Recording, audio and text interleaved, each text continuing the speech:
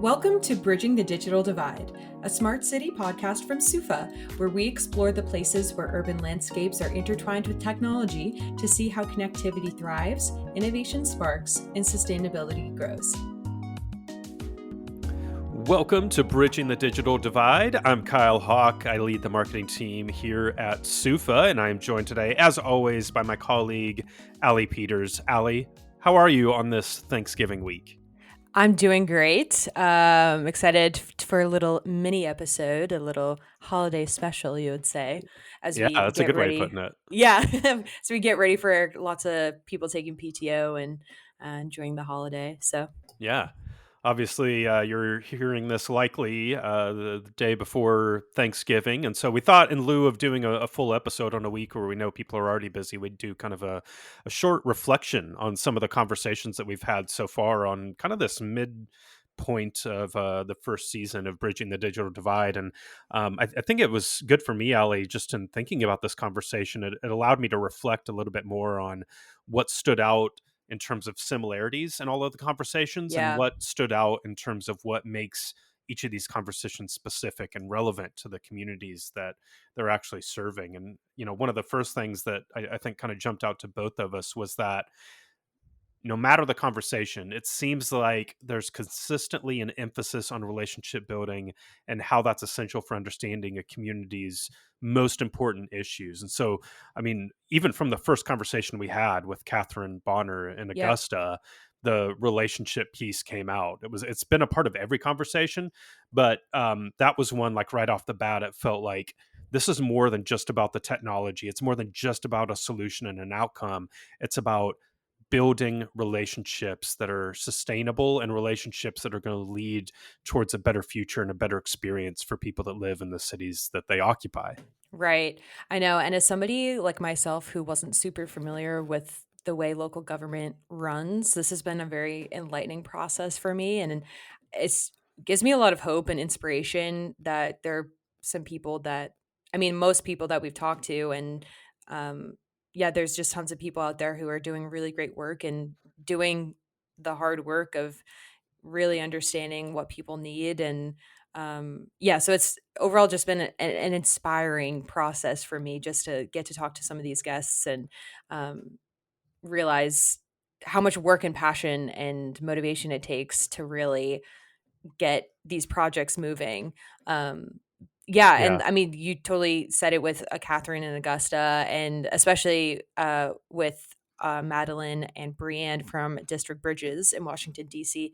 That was like the main point of their conversation too. Is the relationship building is the foundation for everything that they do, and um, yeah, and so I can't emphasize it enough. And it's been interesting, like you said, to hear some of the similarities in our conversations with people, and it seems like some of the people who understand the city's needs are sometimes the people who have lived there and experienced the city for a long time.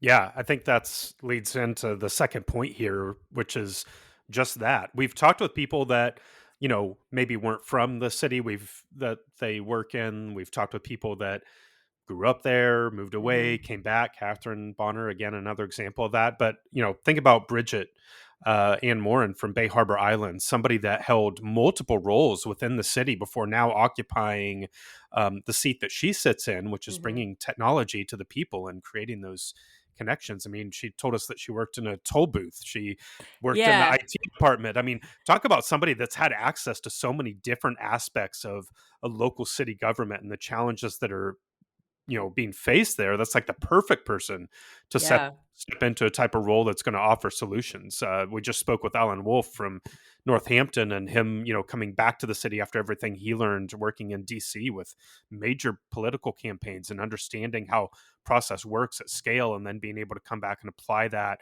in a smaller town that he knows well. So it's interesting to see how important that seems to be.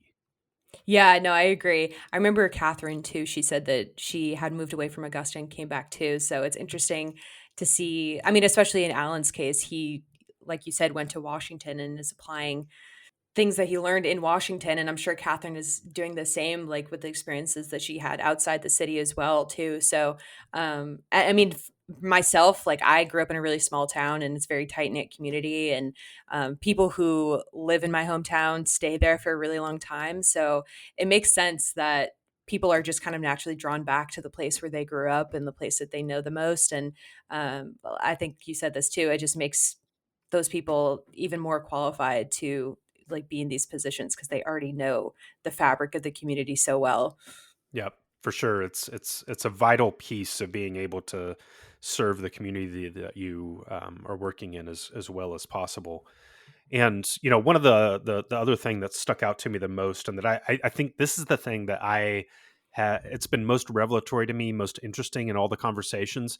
We've had conversations with Jennifer Sanders in Dallas. You mentioned Madeline and Brianne in DC, but then we've talked with people in Northampton and Bay Harbor Islands. Mm-hmm. It's been fascinating that no matter the size of the city, a lot of the challenges are kind of the same. And it's not necessarily that they're trying to solve for the same thing, because scale does make things different, but in how you get from point A to point B, which involves building those relationships, which involves how you go about presenting a solution and the stakeholders that you work with to bring that to fruition.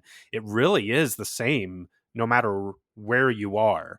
And hearing that come out in literally every single conversation we had has been pretty eye-opening, I feel like. Yeah, I agree. And just telling people about the podcast, that's exactly what I've told them. Like some of my insights from this are, it's been so interesting, like you said, to see where the similarities and differences lie in these small and large cities.